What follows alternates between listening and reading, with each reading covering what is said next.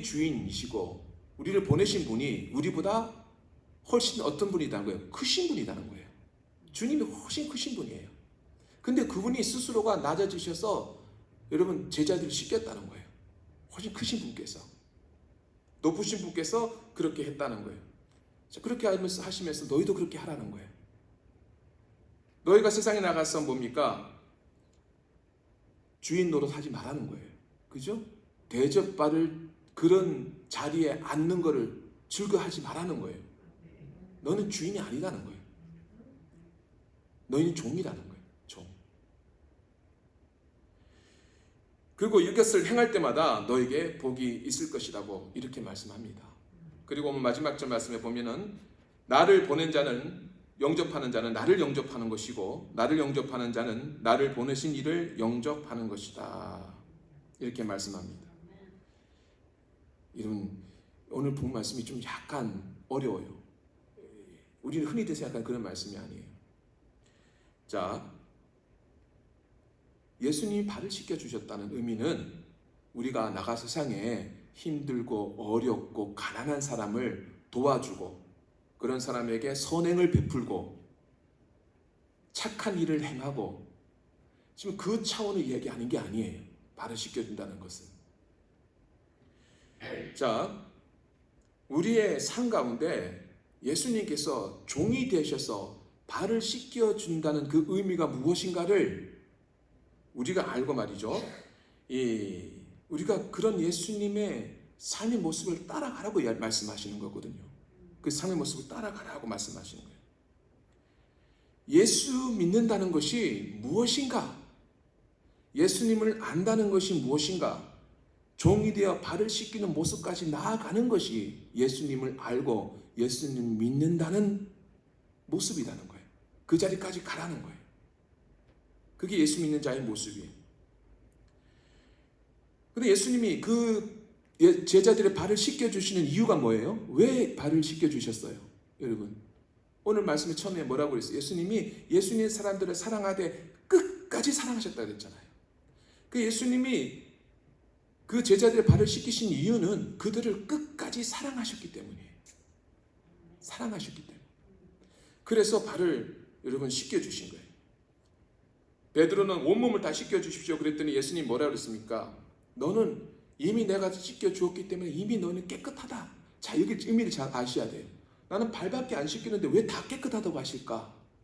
자, 발을 씻기는 것은 무슨 의미예요? 예수님이 너를 사랑하되 끝까지 사랑하신다는 표현이에요.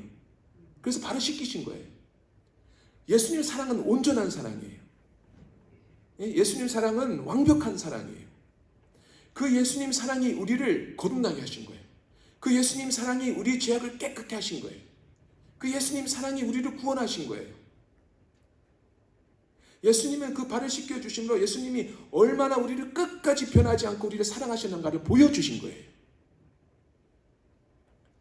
자, 이 말씀은 우리가 깨끗함을 받고 우리가 온전함을 받을 수 있는 길은 예수 그리스도의 십자가의 피값의 은혜밖에 없다는 걸 말씀하시는 거예요. 그 피값을 말미암아 거듭난 사람, 깨끗하게 씻김 받은 사람은 여러분 그것으로 이미 충분한 거예요. 그것으로 이미 온전해진 거예요. 피값의 은혜가. 그래서 예수님 말씀하시는 거예요. 보세요. 예수님이 발을 씻겨주신 후에 제자들에게 야, 이젠 내가 발을 씻겼으니까 너희 알아서 스스로 발을 씻고 그렇게 하라 이렇게 말씀하신 적이 없어요.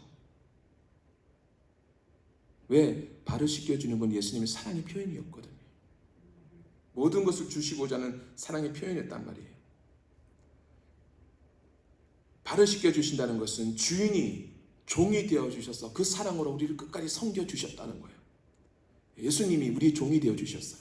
그래서 끝까지 우리를 사랑하고 섬겨주셨어요. 어떻게까지? 십자가에 죽어 주시기까지 하신 거예요. 그게 발을 씻기신 거예요. 예수님 발을 씻기 통해서 우리가 기억해야 되는 건 뭐냐 하면은 예수님이 우리를 위해서 십자가를 통해 모든 걸 다 내어주시고 스스로가 종이 되고 아니 종이 아니라 스스로 가장 죄인 중에 죄인의 모습으로 되어주셔서 우리의 모든 더러움과 우리 수치를 그 십자가 피값으로 다 감싸주시고 씻겨주시고 그 사랑으로 우리를 온전케 해주셨다는 의미인 거예요. 그것이 발을 씻겨주시다는 의미인 거죠. 여러분 나중에 보세요. 성령 임하고 제자들이 말이죠. 복음을 전하고 전가하면서 막 사도들이 막 나갈 때마다 그들이 성경 어디에도 발을 씻겨주었다, 서로 발을 씻겨주는 표현이, 말씀이 어디 나옵니까? 나오지 않아요. 성경 어디에도 제자들이 서로 예수님처럼 발을 씻겨주었다는 말씀이 없단 말이에요. 그럼 예수님은 너희도 이와 같이 행하라 한 건 뭐예요? 제자들은 그렇게 하지 않았어요. 서로 발을 씻기고 그런 일을 하지 않았어요. 근데 왜 예수님이 이것을 행하라고 하셨을까요? 그 의미가 뭐예요? 본문 27에 그 결론이 나와 있어요. 무언가 말씀하고 있습니까? 나를 보는 자를 영접하는 자는 나를 영접하는 것이다. 바로 이거예요. 예수 그리스도의 복음을 증거하라는 거예요. 그분의 피가로 말미암아 온전케 깨끗하게 되어진 그 씻음 받은 너희의 삶, 구원의 그 기쁨, 감사, 스스로 종이 되셔서 죽어주시기까지 우리를 섬겨주시던 그리스도의 끝없는 사랑, 이것을 너희가 경험하고 이것을 너가 받았다면 너희가 이 땅에 나가서 해야 할 일은 바로 그 복음을 증거하고 십자가의 그 복음을 나타내고 살아가는 그 삶이다. 그것이 너희가 행하고 기념해야 될 삶이라고 예수님 말씀하고 있는 것입니다. 그래서 너희를 영접하는 것은 나를 영접하는 것이라고 말씀하는 거예요. 나를 영접하는 것은 나를 보내신 이를 영접하는 것이라고 말씀하시는 거예요. 20절에. 여러분 우리가 세족식 같은 걸 합니다. 그래서 교회에서 세족식도 하고 서로 섬겨줘서 발을 씻기고 가면서 우리 서로가 뭡니까? 섬김의 그런 모습들을 우리가 나누고 하죠. 근데 중요한 의미는 뭔지 압니까? 서로 발을 세족식을 할 때 가장 중요한 의미는 그냥 당신을 섬기겠습니다, 당신을 사랑하겠습니다는 뭐 그런 의미도 있겠지만 더 큰 의미는 뭡니까? 그리스도의 복음에 대한, 그리스도의 우리를 당한 십자가의 사랑에 대한 그 사실을 다시 한번 우리 같이 기억하자는 거예요. 그걸 잊지 말자는 거죠. 그 서로 발을 씻기면서 우리가 복음의 삶을 살자는 거예요. 그리스도의 말씀의 삶을 살자는 거예요. 이 복음을 증거하는 삶을 우리가 끝까지 달려나가자는 거죠. 그것이 세족식의 진정한 의미인 것이죠. 그걸 알아야 된다는 것입니다. 구약에 보면 여러분 성막에 보면은 울타리가 있고요. 울타리 바깥과 울타리 안 있죠. 그 바깥들이 있고 안들이 있죠. 예. 그리고 그 안들에는 번제 땅이 있고 물동문이 있고 뭐 덮개가 있고 그 덮개 안에는 성소, 지성소 이렇게 나눠져 있잖아요. 성소, 지성소는 이렇게 휘장을 두어서 두고. 근데 제사장들이 그 뜰 안에 들어가가지고 성소에 가서 이렇게 섬기기 위해서는 물두멍에서 깨끗하게 씻겨야 되잖아요. 물두멍에서 깨끗하게 안 씻고 그 제사장이 직무를 감당하는 다 죽어요. 다 깨끗하게 씻고 제사장이 직무를 감당해야 되는 거죠. 그게 성막이었어요. 여러분 그 말은 무슨 의미예요? 그 성막은 예수님을 예표하는 거잖아요. 그러니까 예수님의 피값 없이는, 예수님의 피로 씻음 받는 것이 없으면은 살 자가 없다는 것을 보여주는 거예요. 예수님이 발을 씻긴다는 것은 바로 그런 의미잖아요. 예수님 피값으로 씻음 받지 않는 자들은 여러분 아무 예수님과 상관이 없는 자들인 거죠. 그 사실을 말씀하고 있는 거예요. 교회를 흔히 신부라고 말하죠. 예수님은 신랑이라고 말합니다. 신랑과 신부, 교회를 그렇게 표현합니다. 에베소서 말씀을 보면 5장 24절부터 27절까지 남편과 아내에 대한 말씀이 쭉 나오면서 그리스도와 교회를 말씀하고 있습니다. 그런데 에베소서 5장 26절에 보면 이런 말씀이 있습니다. 이는 곧 물로 씻어 말씀으로 깨끗하게 하사 거룩하게 하시고, 물로 씻어서 말씀으로 깨끗하게 하신다 그랬어요. 교회는, 여러분 교회는 정결해야 되죠. 교회는 깨끗해야 됩니다. 근데 교회가 정결하고 깨끗해지기 위해서 무엇을 해야 됩니까? 물로 씻기고 말씀으로 깨끗해져야 되는 거예요. 교회는. 물론 교회에서 말씀이 증거되고 또 뭡니까? 교회가 부흥되고 교회가 점점 규모가 자라나고 사람들이 몰려들고 뭐 이런 것도 무시할 수는 없죠. 하지만 교회에 정말 중요한 것은 뭐냐면요, 물로 씻고 말씀으로 깨끗함을 받는 교회, 그게 바로 주님 오실 때 준비된 교회인 거예요. 그걸 잃어버리면 안 돼요. 교회는 피로 말미암아, 물이 뭐예요? 그리스도의 피잖아요. 필로시스 받아야 돼요. 교회는 말씀으로 날마다 깨끗해져야 돼요. 그리스도의 피와 말씀이 없으니 교회는 존재 이유가 없는 거예요. 교회는. 그래서 교회에서 여러분 우리가 날마다 기념하고 날마다 생각해 볼 것이 뭡니까? 십자가에 흘리신 피예요. 그리고 우리에게 주신 말씀이에요. 그 피와 그 말씀이 여러분 우리를 깨끗게 하신 거예요.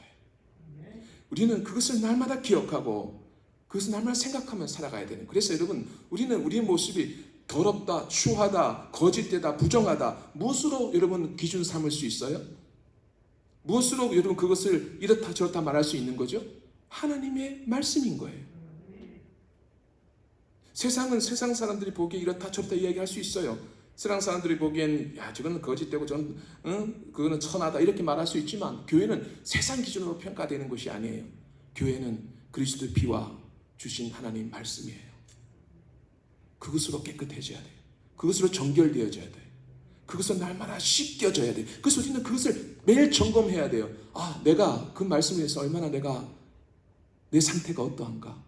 그 핏값의 은혜를 생각할 때 나의 모습이 어떠한가를 날마다 우리는 돌아보고 생각해야 된다는 거죠. 그게 교회입니다. 그렇게 하면 말미암아 여러분 우리가 예수 믿는 사람 그 핏값의 은혜와 말씀을 기억함으로 이런 삶을 살아간다는 걸 세상에 보여주는 거예요. 그리고 그 말씀을 증거하고 그 피와 말씀이 없으면 우리가 깨끗함을 받을 수가 없고 온전하게 될 수가 없고 그것이 없으면 영생은 우리에게 주어지지 않는다는 것을 여러분 외치며 증거하고 살아가는 것이 발 씻김을 받은 제자들의 삶인 것입니다. 예수님은 그런 사람들을 사랑하시되 끝까지 사랑하셨습니다. 끝까지 사랑하셨어요. 그 사랑으로 여러분 우리가 이 땅을 살아가야 되는 것입니다. 살아가야 돼요. 십자가의 공로를 핏값을 무시하고 살아가서는 안 되는 거죠. 말씀을 무시하고 살아가서는 건 안 된다는 것입니다. 세상 것은 두려워하고 세상 것은 무서워하고 세상 것에 대해서는 마음 졸이고 하면서 그 핏값의 은혜와 말씀에 대해서는 여러분 너무나 가벼이 경시하거나 그런 마음으로 살아가고 있지는 않는지 이런 어려운 때에 이 전염병으로 인해서 많은 사람들이 죽어가고 고생하고 하는 이런 때에 여러분 다시 한번 우리가 씻겨지고 깨끗해져야 될 것이 무엇인가 한번 우리가 깊이 영적으로 생각해보는 그런 시간들을 우리가 함께 가져지기를 주의 이름으로 부탁드립니다. 그리고 축복합니다. 기도하겠습니다.